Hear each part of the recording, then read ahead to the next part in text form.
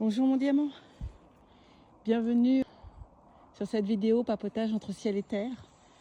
Je suis en pleine rando là avec ma toutoune et tu vois là le chemin qu'on vient de prendre est plutôt ardu, hein. J'ai voulu grimper et ça fait très longtemps que je n'ai pas fait de rando avec elle, donc c'est un peu plus compliqué pour Tess et elle se repose très régulièrement et vois-tu, ça m'a fait penser au chemin que l'on emprunte quand on décide de changer, d'aller mieux.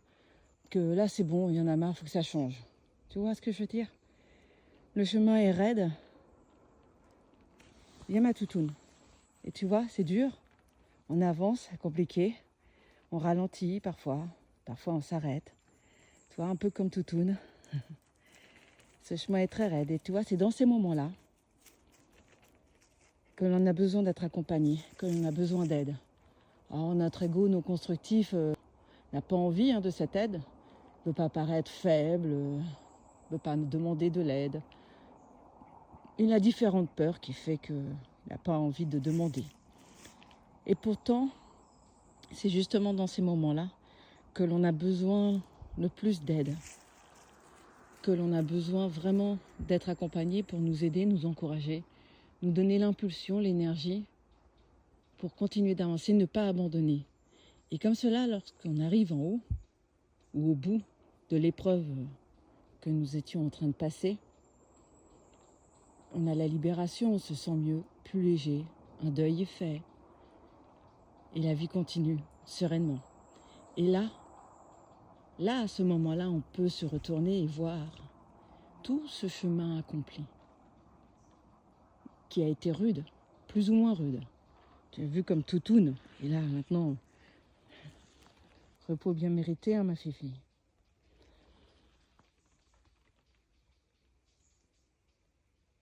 Et dans ces moments-là, vois-tu, voilà, ne reste pas seul. Différentes peurs te feront croire le contraire, ne pas vouloir oser passer le cap, aller demander de l'aide. Et pourtant, c'est dans ces moments-là, et en étant accompagné, que tu iras plus loin. Et surtout que tu éviteras des erreurs. Tu gagneras du temps. Cela se fera plus ou moins facilement, je ne vais pas te mentir. Parce que forcément, quand on est en train de passer une épreuve, on ne lâche pas, encore pour différentes raisons. Mais en tout cas, accompagner la force, le courage, l'énergie parfois que l'on peut perdre, que l'on n'a plus, parce qu'on est fatigué de souffrir, fatigué d'avoir ce sentiment d'encore combattre, de se battre pour avancer, eh bien c'est l'autre, l'accompagnant, le thérapeute. C'est lui qui va amener l'énergie, amener une impulsion. Toi, toutoune, elle avait du mal à avancer. Et je l'ai encouragée, j'ai fait des pauses.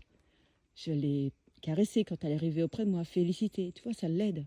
Ça l'a aidée à monter ce chemin-là qui est bien, bien dur. Eh bien, être accompagné, c'est exactement ça. On n'est pas obligé de faire ce chemin seul. On n'aura pas plus de mérite de passer cette épreuve seul.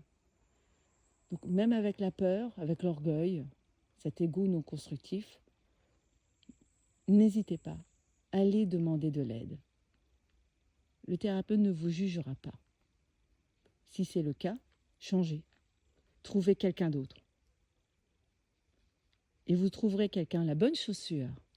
Ouais, un thérapeute, c'est comme une paire de chaussures. La bonne chaussure qui va vous aider à faire ce chemin-là. Et lorsque vous aurez terminé ce chemin, lorsque vous aurez passé votre épreuve, cette difficulté, cette paire de chaussures-là, vous n'en aurez plus besoin. Vous pourrez l'enlever, la ranger ou la donner à quelqu'un d'autre qui en a besoin.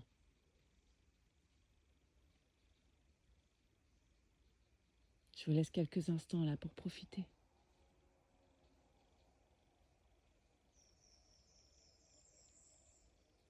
Fermez les yeux peut-être.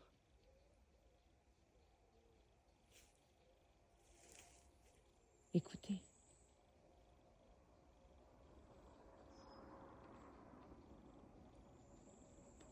Et doucement respirez.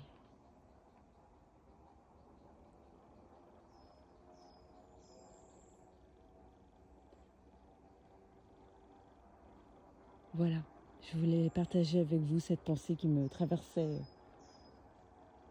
la tête pendant que je montais patiemment et que j'encourageais Toutoune à ne pas abandonner et à continuer d'avancer. Je vous souhaite une très belle journée, médiamant. Bisous, bisous.